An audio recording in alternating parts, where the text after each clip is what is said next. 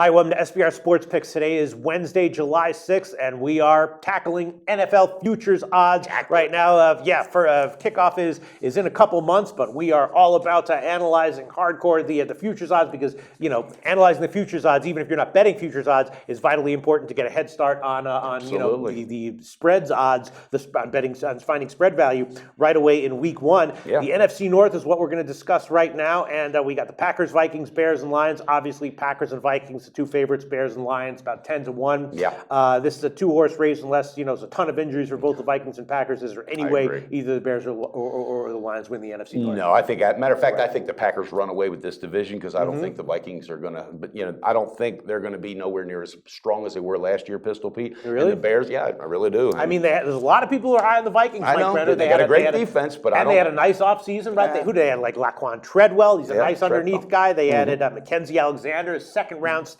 A lot of people calling him one of the biggest steal in the second round. I mean, I think they'll be the second horse in that race, but I just don't know that it's going to be so close. Then again, that's why they play the game. These two, they play each other on each other's home fields very, very well, so I'm anxious to see that. But Bears and Lions basically rebuilding, a lot of new faces, some coaching changes and everything else. I don't think either of them are a threat, although Cutler says this is going to be the best year since he's been there. Right. He likes but he's lost an offensive coordinator. Once again, Adam Gass went to the Dolphins. It takes time, but the Lions, when you lose, your major horse from all those years, how do you replace it? Right. But what I'm hearing, Stafford says we'll be better and even more dangerous because now they don't know where we're going to go, who we're going to go to. So haven't we been hearing this for like 15 years or 20? How long is Stafford's he's still recovering from that hangover he had in Costa Rica on his bachelor party. Well, I'll tell you, my take on the Bears is that they might have sneaky line value as a big underdog at spots. So I'm definitely keeping an eye out for a possible line value with the Bears. They're definitely probably going to suck overall. Mediocre at best,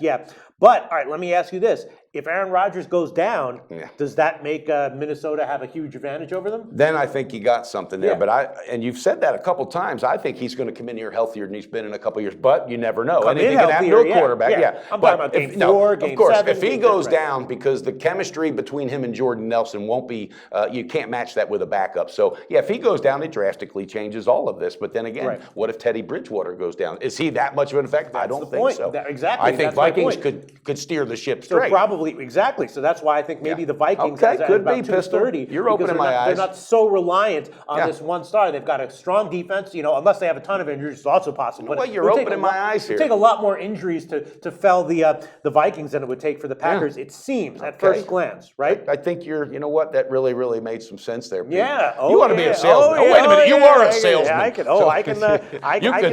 You could sell an ice cube to an Eskimo, Pistol All right. Pete. Well, let's get again. I am going to be I wouldn't be surprised if the Bears suck but wind up like 9-7 ATS. Yeah, I could see them getting 9 wins. No, ATS. ATS. Right. Yeah. Okay. I could see them sucking, but being one of those one of the undervalued sucky teams in the NFL. And you know why? Because it's John Fox. You're going to have a decent defense. He's a defensive coach. This guy knows how to win champ. I mean, literally, he's taking teams to the championship. And I feel I feel like in general, people have them penciled in as a team that's going to suck this year.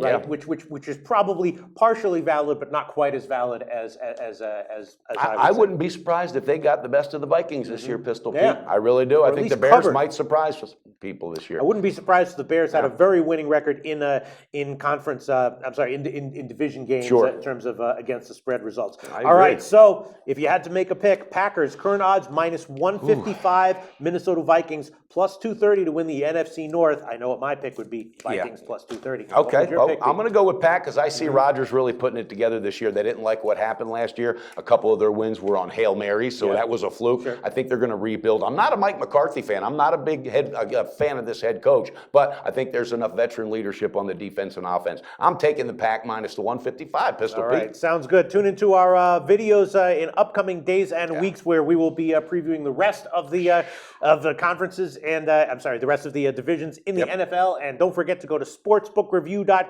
for the NFL season, where you can find out which books are offering the best bonuses for you, the best odds for you, which books to avoid, and which books are very reliable. Exactly. All right, Mike Brenner, sounds good.